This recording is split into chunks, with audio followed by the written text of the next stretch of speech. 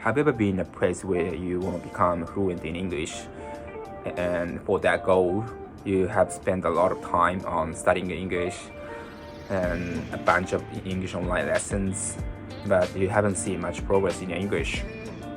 I think the reason for that would be you haven't created an English word in your head properly.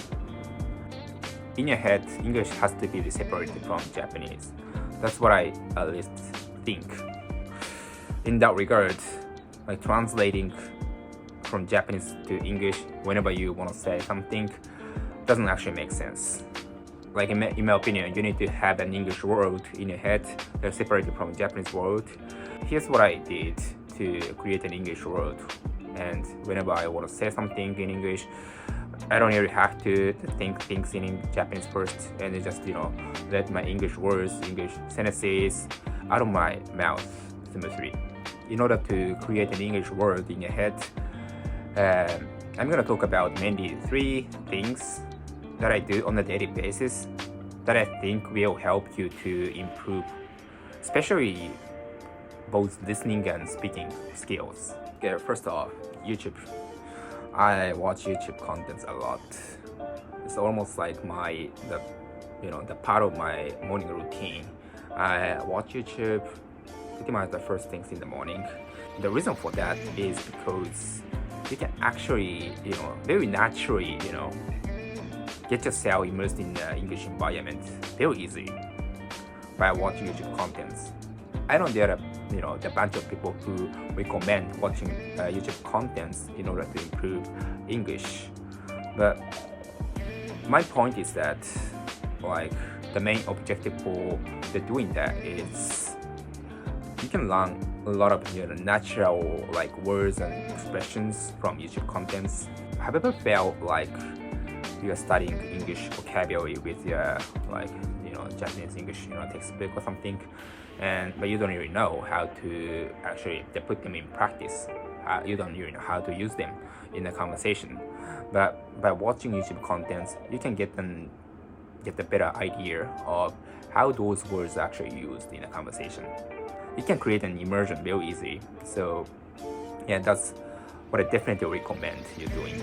For example, my favorite YouTuber is Emma Chamberlain, who is an American influencer. In one video, she said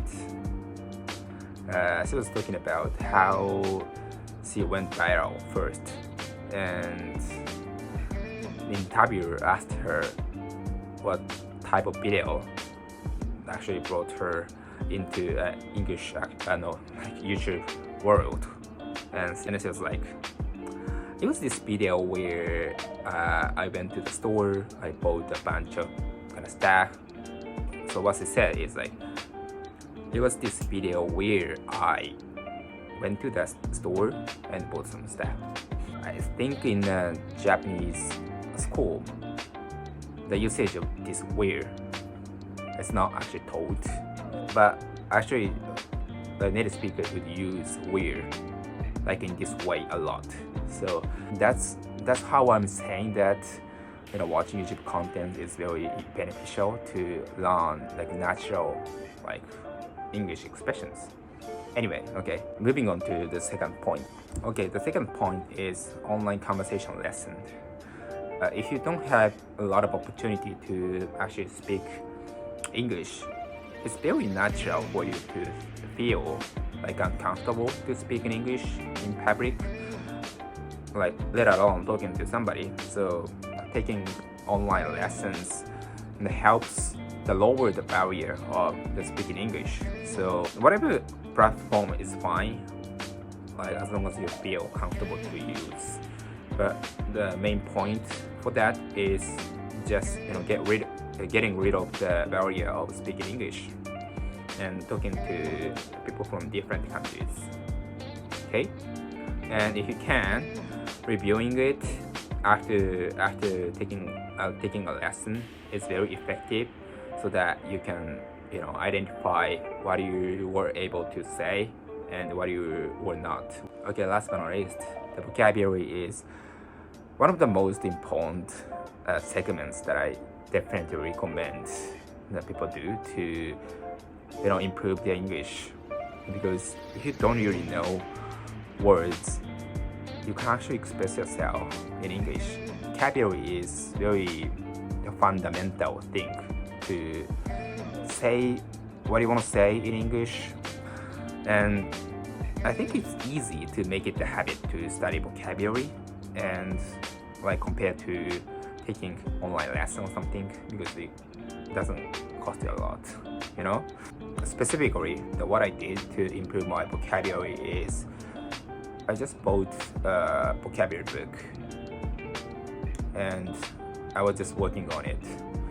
Like I just made it a habit to study vocabulary every single day. So yeah, so I guess like once it gets a habit, it's actually easier to stick to it.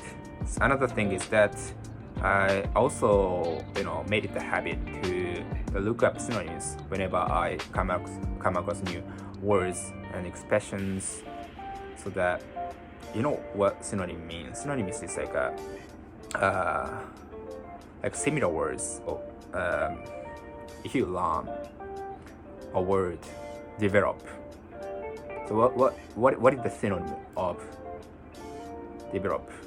And you look it up on the internet, and there are some words coming up on the internet like improve, enhance, strengthen, and stuff like that. And you don't really have to remember all of it, but you can just pick some of them. Remembering synonyms makes it a lot easier to remember the new word, because if you already know the word improve, you can just connect the new word develop with the old word improve. And whenever you want to use improve, which you already know, you can just try to think of the new word that you recently remember. When you want to say like improve, okay, I want to improve my English, I want to improve the something, your mind would be like, okay, oh, there's a word that I recently remember. What was that? Okay, oh yeah, develop. Okay, and then you can use it. So yeah, looking up synonyms is very effective way to strengthen your vocabulary.